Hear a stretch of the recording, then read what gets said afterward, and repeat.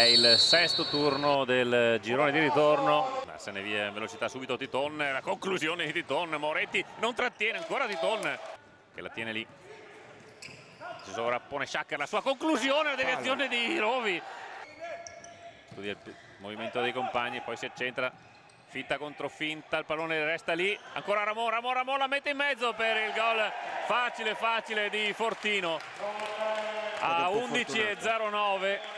Gol di Fortino, che si è trovato lì un pallone facile da spedire dopo la percussione di Ramon. Ramon riparte, la mette in mezzo per Rafael. Bellissimo intervento di piede. Moretti. Prova a metterla in mezzo. No, fuori di pochissimo. Sividini, è arrivato Del Pizzo, sempre Del Pizzo, la mette in mezzo, Tondi allunga il piede, può ripartire Avi il taglio per Rafael da solo davanti a Moretti e lo buca per il 2-0 Real Rieti. Contropiede micidiale della formazione ospite. Rimessa già effettuata, Urio l'anticipo, ma arriva Titon di gran carriera. De Luca la mette in mezzo, il pallonetto per Luca Ian che di testa la mette dentro.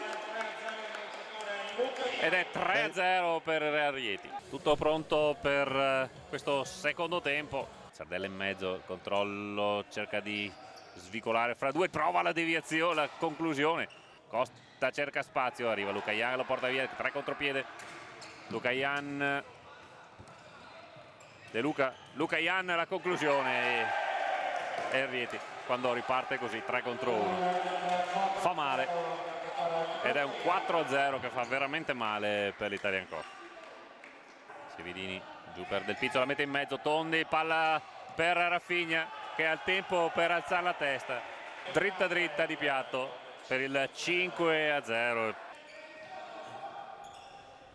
E poi un pallone perso, Rafinha per Fortino che va in scivolata e la mette dentro. 2 errori. Prova a ripartire Romano in velocità, salta 2 avversari, poi Sardella 3 contro 1, Sardella, Sividini se lo allunga, arriva Sardella e la mette dentro.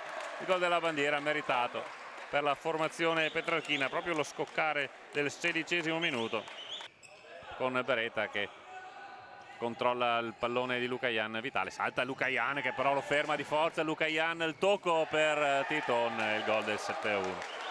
Implacabile Luca Ian.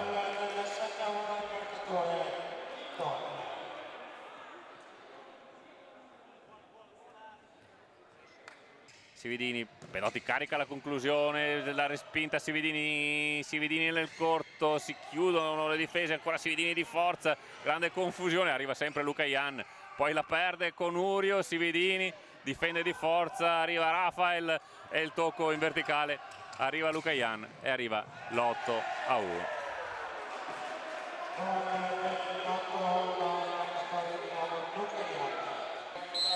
Rivediamo il risultato finale, Real Rieti 8, Italian Coffee 1.